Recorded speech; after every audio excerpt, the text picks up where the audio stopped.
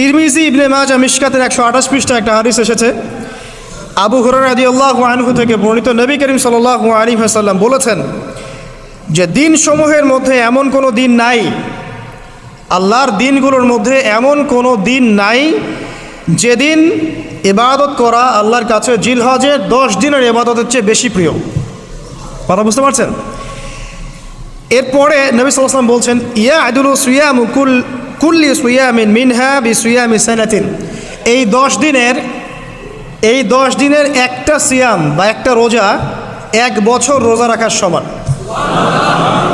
এই 10 দিনের একটা রোজা 1 বছর রোজা রাখার সমান।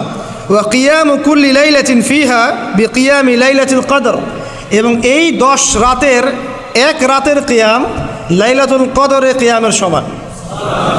আর আমরা জানি লাইলাতুল কদর সম্পর্কে আল্লাহ পাক কি বলেছেন, লাইলাতুল কদরি খায়রুম মিন আলফি শাহর, 1000 মাসের ইবাদতের চেয়ে উত্তম। তাহলে আমরা বুঝতে পারছি যে এই 10 দিন 10 রাত কি আমল করতে হবে, এই হাদিসটা বলে দিচ্ছে। সিয়াম এবং কিয়াম। 10টা সিয়াম না পড়েন, অ্যাটলিস্ট 3টা সিয়াম পারা যাবে ইনশাআল্লাহ। পারা যাবে না? একটা সোমবার পাবো সামনে আমরা, ওটা রাখা যাবে ইনশাআল্লাহ। একটা বৃহস্পতিবার পাবেন, সেটাও রাখা যাবে ইনশাআল্লাহ। আর আরাফার সিয়াম পাবেন ইনশাআল্লাহ। আরাফার সিয়াম রাখলে আগের 1 বছর পরের 1 বছর 2 বছরের গুনাহ মাফ হয়ে যাবে ইনশাআল্লাহ আযজা ওয়া জাল্লা। আর কিয়াম সম্পর্কে আমি সামনে বলছি ইনশাআল্লাহ তাআলা। এরপরে বাইহাকির একটা বর্ণনা আছে যে জিলহজ মাসের প্রথম দশকের রাতে, জিলহজ মাসের প্রথম দশকের রাতের প্রত্যেকটা নেক আমলকে 10 দিয়ে গুণ করা হয়, 10 গুণ বৃদ্ধি করা হয়। সুবহানাল্লাহ।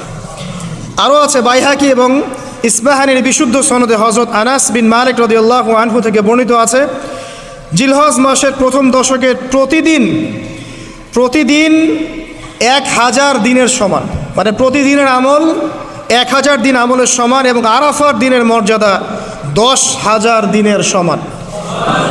আরাফার দিন যে ব্যক্তি ইবাদত করবে ইনশাআল্লাহ তাআলা, সে 10,000 দিন ইবাদতের নেকি পাবে ইনশাআল্লাহ আযজা ওয়া জাল্লা।